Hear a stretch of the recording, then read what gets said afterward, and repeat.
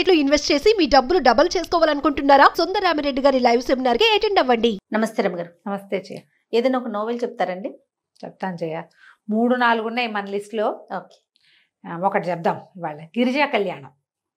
ఈ గిరిజా కళ్యాణం ఎద్దనపూడి సులోచనారాయణ గారిది. నాకు గుర్తుండి శోభన్ బాబు జయప్రద తోటి సినిమా తీశారు. అనబోతున్నాను, సినిమా కూడా ఉన్నట్లుంది కదా రమ్మ సినిమా గారు. ఉంది. సినిమా దొరికితే సినిమాకి అవకాశం ఉంటే సినిమా చూసి తెలుసుకోండి. మీకు చదివే అవకాశం ఉంటే గిరిజా కళ్యాణం నవల కొని చదవండి. ఎద్దనపూడి సులోచనారాయణ గారిది ఒక స్టైలిష్ వే ఆఫ్ రైటింగ్. చదివి ఆ పాత్రల్లోకి పరకాయ ప్రవేశం చేసే అవకాశం లభిస్తుంది మనకి. మనల్ని పాత్రల వెనకాల పరిగెత్తిచ్చేసే లక్షణం చాలా తక్కువ మంది రైటర్స్లో ఉంటుంది. కథాగమనంతో వెళ్తాం. ఇప్పుడు అలా కాదు, పాత్రల్లోకి తీసుకుపోతారు మనని.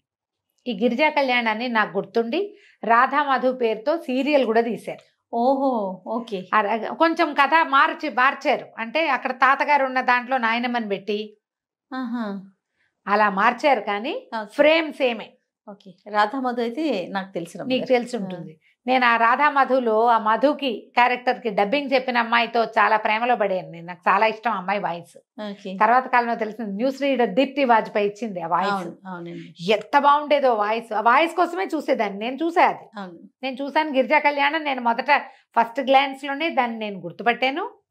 సో రియల్గా కూడా తీశారు. అది చూసిన వాళ్ళు ఓకే, సినిమా చూసిన వాళ్ళు ఓకే, పుస్తకం చదివిన వాళ్ళు పుస్తకం కొని చదవండి. ఇప్పుడు నేను ఆ కథే చెప్తా. కథ చాలా బాగుంటుంది. ఈ గిరిజ అనే ఒక సామాన్య దిగువ మధ్య తరగతికి చెందిన ఒక అమ్మాయి. ఆ అమ్మాయికి ఒక తమ్ముడు. అయితే తమ్ముడికి అనారోగ్యంగా ఉంటుంది. ఈ అనారోగ్యంగా ఉన్న తమ్ముడికి పాపం హార్ట్ ప్రాబ్లం ఉంది వాడికి. ఏం చెయ్యాలో తెలియక ఈ అమ్మాయికి ఒక స్నేహితుడు, ఒక చిన్న కుటుంబం ఉంటారు. స్నేహితుడు కుటుంబం మధుమూర్తి. అతను కొంచెం ఈ అమ్మాయి పట్ల ప్రేమగా ఉంటాడు, కానీ ఈ అమ్మాయికి అది స్నేహంగానే భావిస్తుంది. అయితే ఆ సమయంలో ఒక పేపర్ యాడ్ ఇస్తుంది. ఒక తమ్ముడికి అనారోగ్యంగా ఉంది, ఎవరైనా దాతలు సహాయం చేయండి అంటే చిన్న అమౌంట్స్ కూడా వస్తాయి.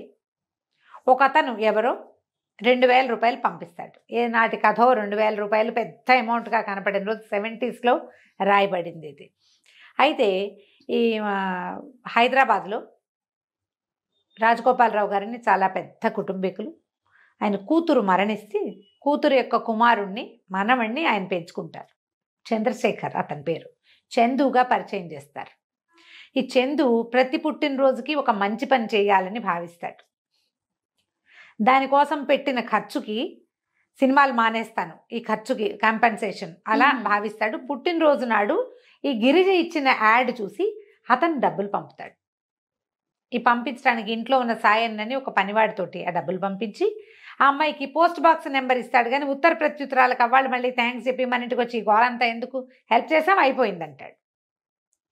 ఈ డబ్బు పట్టుకుని డబ్బులు వచ్చేసరికల్లా ఈ గిరిజ ఏం చేస్తుంది, తమ్ముడిని తీసుకుని ఆ ఊర్లో తమున్న ఊర్లో, విజయవాడ నుంచి ఏమో అని అనిపిస్తుంది నాకు, విజయవాడ దగ్గర ఏదో చిన్న ఊరు, ఒక డాక్టర్ గారితో ఉత్తరం రాయించుకుని బయలుదేరేసరికి మధుమూర్తి వస్తాడని నమ్ముతుంది. తనతో పాటు సడన్గా అతనికి ఉద్యోగం వస్తుంది.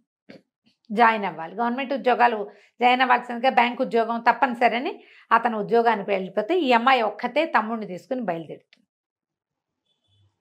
బయలుదేరే టైంకి ఏమవుతుంది, ఇవి చందు వాళ్ళ మేనత్త కొడుకు పెళ్ళికి చందు తాత ఇద్దరు బయలుదేరుతారు. రాజగోపాలరావు గారు ఇతను ఇద్దరు బయలుదేరుతారు. కానీ చందు రాడు. ఆయన ఒక్కరే ఆ పెళ్ళికి వెళ్తారు. పెళ్ళికి వెళ్ళి తిరిగి వస్తూ ఈ రైల్వే స్టేషన్లో గిరిజని తమ్ముడిని కలుస్తారు.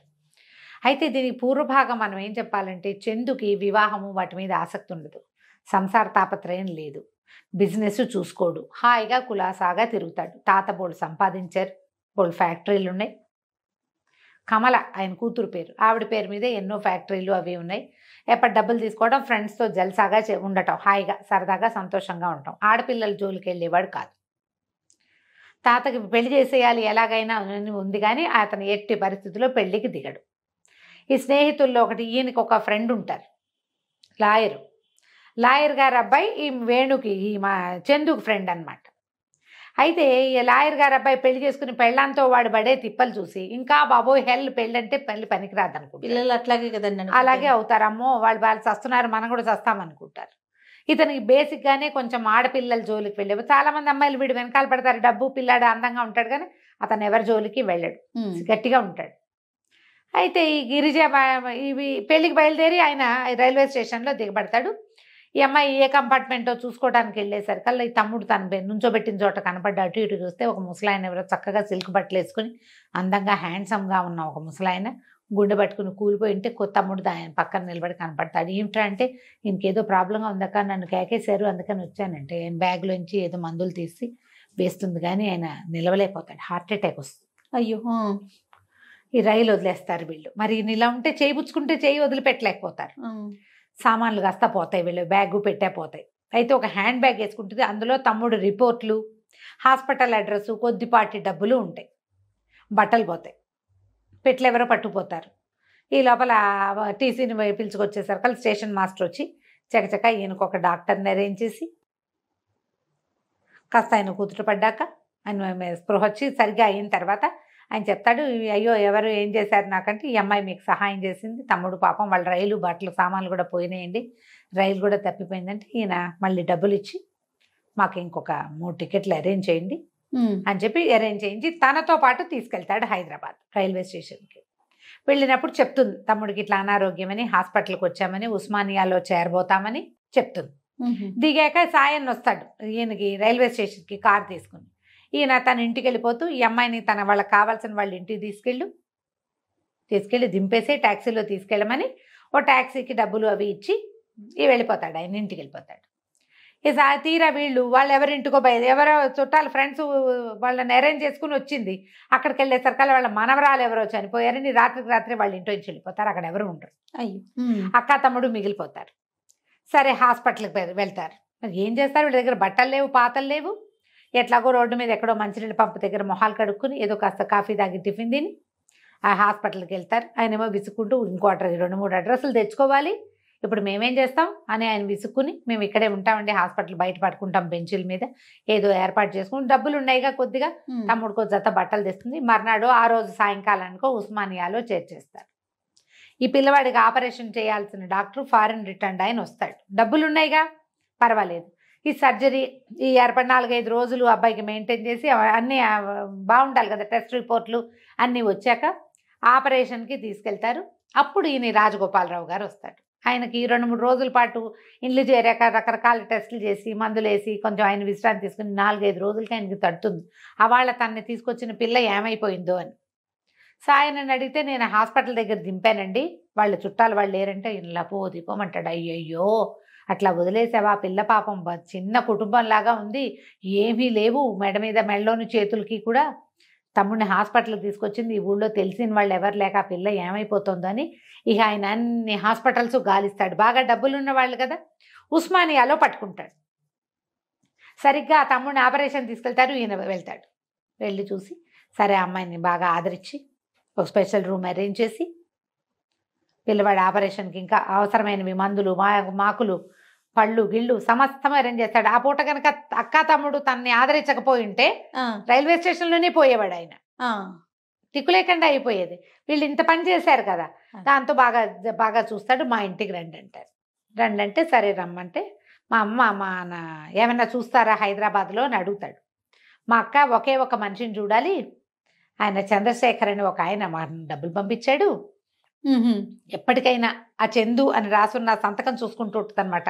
అమ్మాయికి ఒక ఫ్యాసినేషన్గా ఉంటుంది ఆ మనిషిని చూడాలని.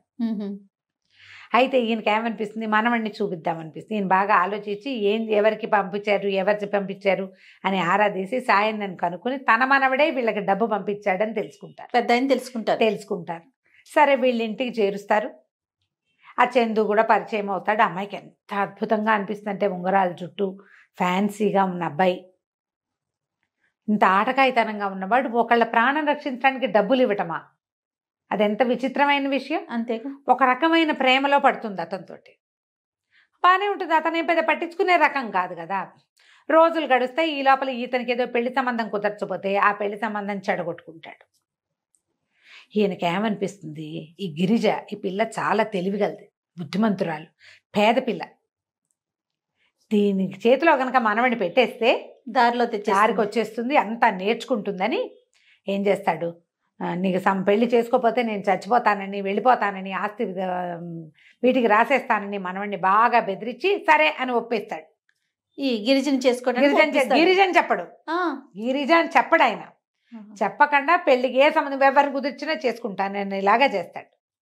నిశ్చితార్థం టైంకి పట్టుచీర కట్టుకుని గిరిజ కిందకు వచ్చేసరికి నిర్ఘాంతపోతాడు. ఇతను ఒళ్ళు మండిపోతుంది, ఇది ఏకుమేకైపోయింది అనిపిస్తుంది. ఏం చేస్తారు, నాకు ఈ పెళ్లి ఇష్టం లేదని చెప్తాడు అమ్మాయికి. తాతయ్య కోసమే చేసుకుంటున్నానంటుంది అమ్మాయి కూడా. సరే పెళ్ళి అయిపోతుంది. అందరూ ఆశ్చర్యపోతారు, ఇదేంటి ఇంత నిరాభరణంగా ఉంది, పేదంటి పిల్లని ఇట్లా చేసుకుంటున్నారు, వాళ్ళని చేసుకోకూడదా, వీళ్ళని చేసుకోకూడదా, దీన్ని చేసుకోవటం ఏమిటి అని ఆశ్చర్యపోతారు. కానీ ఆయనకి ఎవరు అక్కర్లా, ఆ గిరిజే కావాలి. ఆ పిల్ల సమర్థత, దాని తెలివితేటలు, నిదానం, వినయం అన్నీ నచ్చేసాయి. అన్నీ నచ్చినాయి. ఏదైనా ఇట్లా చూపిస్తే అల్లుకుపోయి తెలివితేటలుగా నేర్చేసుకునే విధానం. నీ తమ్ముడిని చదివిచ్చే పూచి నాది, వాడి జీవితాన్ని ఒక దారిలో నేను పెడతాను, వీడి పెళ్లి చేసుకుని ఉద్ధరించమని ఆ పిల్లని ఒప్పిస్తాడు ఆయన.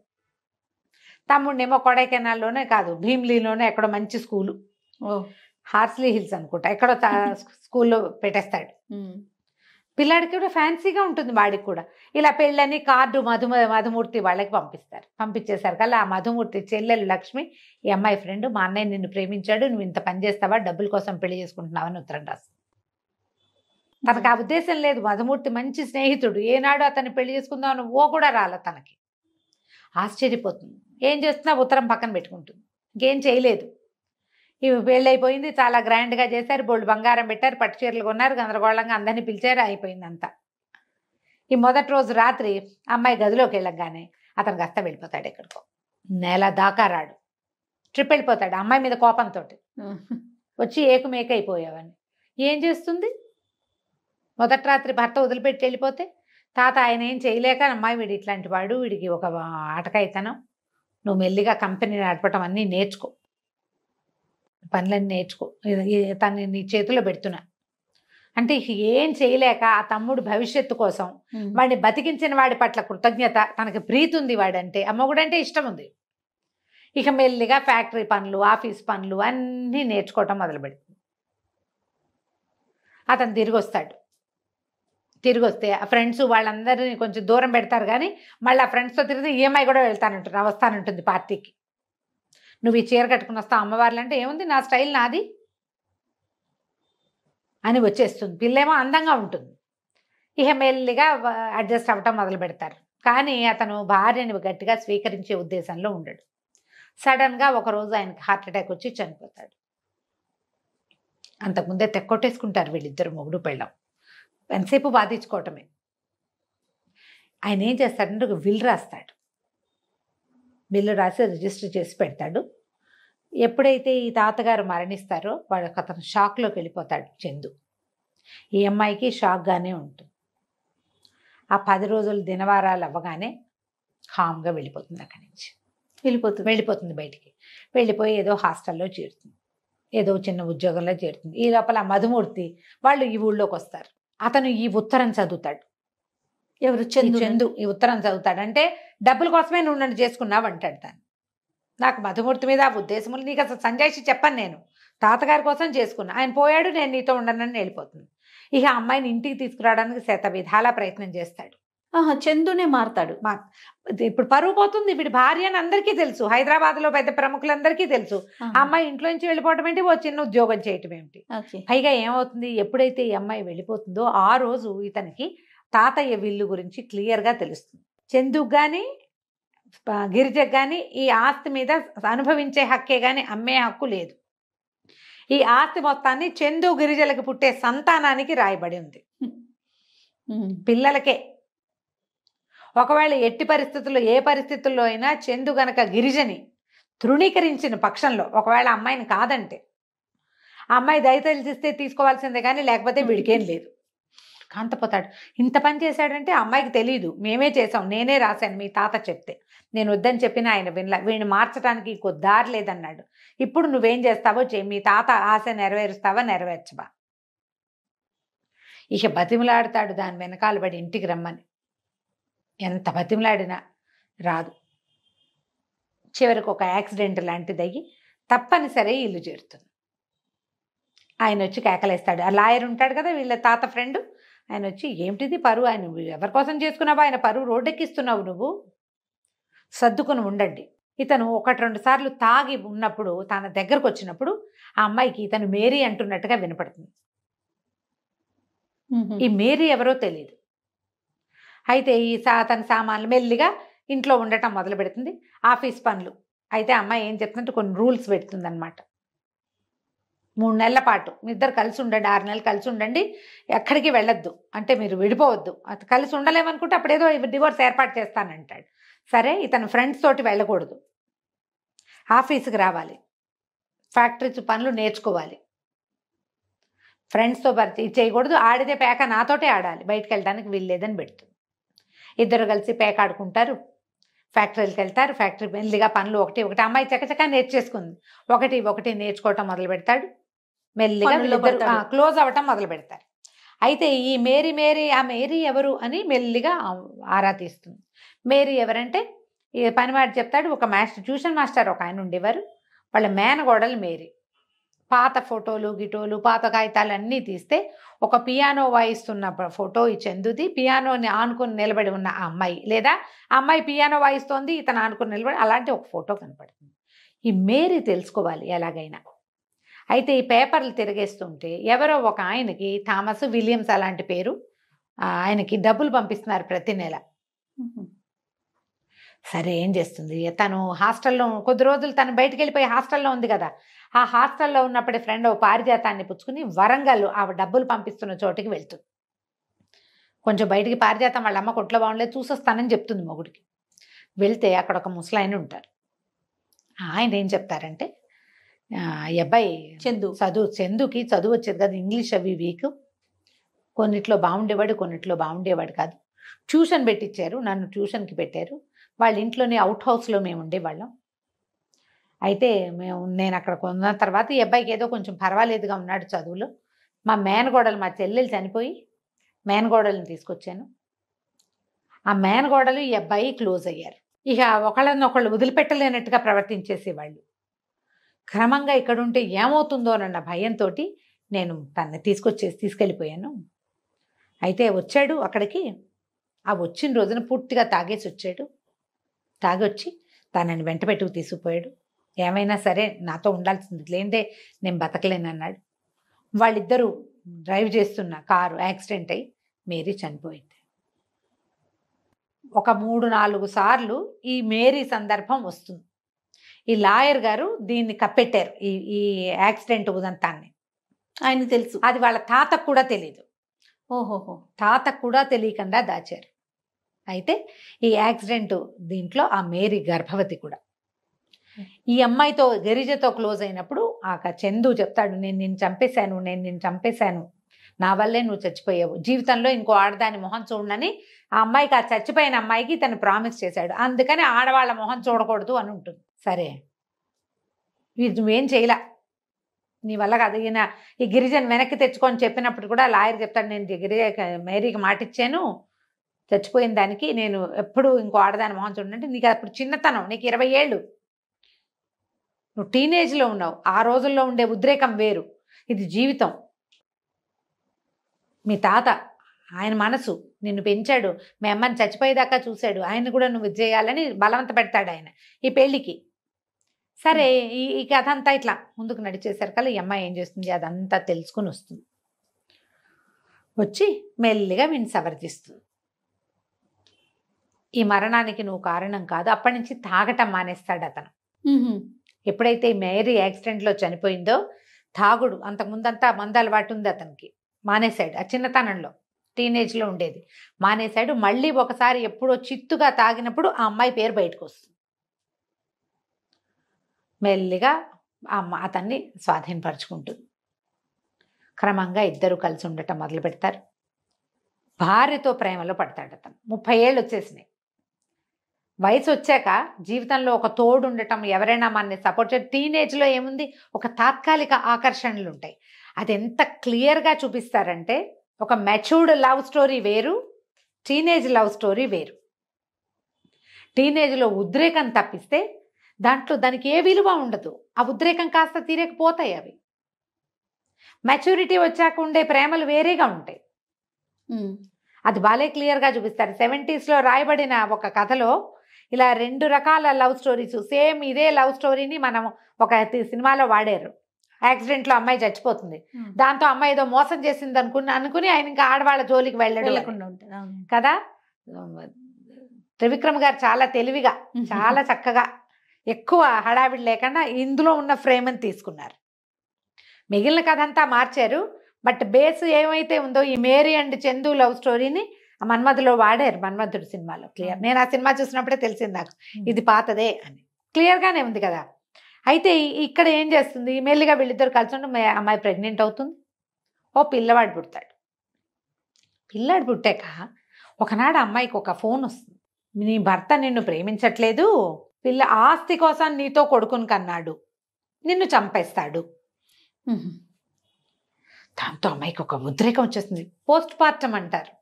డెలివరీల తర్వాత మనుషులు కొంత బలహీన పడతారు. పిల్లాడిని తన్ని అతను ఏదో చేసేస్తాడని నమ్మేస్తుంది ఆ ఫోన్లు, ఆ వచ్చిన ఉత్తరాల వల్ల. ఒకరోజు ఇంట్లోకి ఎవరో రాత్రిపూట ప్రవేశించేసరికల్లా చందుయే తన్ని చంపటానికి వస్తున్నాడు అనుకుంటా. ఆ పిల్లాడిని ఎత్తుకుని పరిగెడుతుంది, ఏదో వేసి కొట్టేస్తుంది. ఆ రోజు వాన, కరెంటు పోతుంది. ఇప్పుడు గిరిజ కనుక చనిపోతే ఈ హత్యానేరం చందు మీదకి వెళ్తుంది. ఎందుకంటే ఆస్తి వల్ల. అందుకని ఈ అమ్మాయిని చంపడానికి ఎవడో వస్తాడు. ఆ వచ్చిన వాడు ఎవడో తెలియదు. ఎప్పుడైతే ఆ వచ్చిన వాడిని చందుయే అనుకుని కేకలు పెడుతుంది, చందు చందు అంటూ కొట్టేస్తుంది బాగా. కొట్టేసరికి చచ్చిపోతాడు. వాడు పడిపోతాడు. అది ఇంకా వెర్రెత్తి చూస్తుంటే బయట నుంచి వస్తాడు భర్త. టార్చ్ లైట్ వేసుకొని కారు వానకి రోడ్డు మొదట్లో ఆగిపోయింది. నేను వస్తున్నాను, ఏమైంది, ఎందుకు అంత అరుస్తున్నావు, ఏమైంది అని కేకలు పెట్టి దగ్గరకు వచ్చేసరికల్లా ఏముంది, అమ్మాయి చేతిలో ఏదో రాడ్ కనపడుతుంది, చచ్చిపడి ఉంటాడు వాడు వాళ్ళ మేనేజర్. ఆ మేనేజర్ పాత్రలో కొంచెం ఫిషీగా 2-3 సార్లు చూపిస్తారు. అతనికి మొదటే తెలుసు ఇది. ఈయన రాసేటప్పుడు ఎప్పుడైతే ఈ మన విల్లు రాస్తారో అప్పుడే అతను తెలుసుకుని ఎలాగైనా ఇతన్ని ఇరికించి ఆస్తి తాలూకు మేనేజ్మెంట్ అంతా తన చేతుల్లోకి వచ్చేలాగా ప్లాన్ చేసుకుంటాడు. ఈ బయట నుంచి వచ్చేసరికల్లా భర్తను చూసరికల్లా కేకలు పెడుతుంది, నేను నిన్ను చంపిస్తే నువ్వు నన్ను చంపటమే, నువ్వు ఎవరిని చంపావు, ఎవరు ఏంటి అని లైట్లు గిట్లు కరెంట్ అంతా వచ్చి చూసుకునేసరికల్లా ఆవిడ పడి ఉంటాడు. వాడేమో మేనేజర్. ఈ లోపల లాయర్ గారు పరిగెత్తుకొస్తారు, పోలీసులు వస్తారు. ఆత్మరక్షణ అతని మీదకి వచ్చినప్పుడు చంపింది కాబట్టి కేసు ఏమవ్వదు. అతను అడుగుతాడు, నేను నిన్ను ఏమైనా చేస్తానని నువ్వు ఎందుకు నమ్మావు, నువ్వు లేకపోతే ఒక్క నిమిషం బతకలేను నేను, ఒకవేళ ఆస్తున్నా సరే మన మధ్యలో నువ్వు లేనిదే ఒక్క రోజు గడవదు నాకు, అలాంటిది నువ్వు ఎట్లా నమ్మేవు, వాడు ఎవడో ఫోన్ చేసి చెప్తే. ఒక బలహీనమైన క్షణంలో నమ్మేస్తుంది. మనం కూడా అలాగే చేస్తాం కదా. ఈ కథ అయిపోయింది కదా. తర్వాత వీళ్ళిద్దరూ హాయిగా ఉంటారు, బోళ్ళంతమంది పిల్లల్ని కందాం అనుకుంటారు, సంతోషంగా ఉంటారు. ఈ గిరిజా కళ్యాణాన్ని మొదటి నుంచి చివరి దాకా చదివితే గిరిజ క్యారెక్టర్లో చాలాసార్లు మనం కనపడతాం. కాస్త సమర్థులు, తెలివైన వాళ్ళు, మెచ్యూర్డ్గా ఉండే ఆడపిల్లలు స్ట్రాంగ్గా ఉంటే ఎలా ఉంటుందో చూపిస్తారు. చందు క్యారెక్టర్ కూడా అతన్ని కొన్ని ఫ్లాస్ ఉన్నా కూడా, అతనికి ఫ్రెండ్స్ అయినా కూడా హీరోయిజం కనిపిస్తుంది, అతనిలో కనపడుతూ ఉంటుంది. శోభన్ బాబు ఎంత బాగుంటారో, జయప్రద ఎంత బ్యూటిఫుల్గా ఉంటుందో ఆ సినిమాలో, భలే అందంగా ఉంటుంది ఆవిడ. బాగా తీశారు. ఎవరు తీశారో నాకు గుర్తులేదు చేయ, చాలా రోజులు ఆయన చూసి. ఓకే, భలే బాగా తీశారు. గిరిజా కళ్యాణం దొరికితే తెచ్చుకుని చదవండి. ప్రతి పాత్రని భలే ఎలివేట్ చేస్తారు. ఇంతకీ పాపం ఈ మధ్యలో మధుమూర్తి చనిపోతాడు ఏదో బస్ యాక్సిడెంట్లో. ఆ అమ్మాయికి అతని సహాయం కూడా ఉండదు, అతని సహాయం ఉండదు. ఇతను తెలుసుకుంటాడు వీళ్ళిద్దరి మధ్య ఏమి లేదు అనేది, ఏమో అనుమానం ఏం లేదు అతనికి. చాలా క్లియర్గా సంఘటనలు ఒకదాని వెనకాల ఒకటి పేర్చుకుంటూ తీసుకొస్తారు. ఎద్దనపూడి సులోచనారాణి నవల చదవటువంటి పక్కన నిలబడి 2 జీవితాల్ని మనం చూస్తున్నట్టుగా కనపడుతుంది. ప్రత్యక్షంగా చూడండి, పుస్తకం కొని చదవండి. డెఫినెట్గా కంచికి మనం ఇంటికి. సూపర్ అమ్మగారు. నమస్తే. నమస్తే.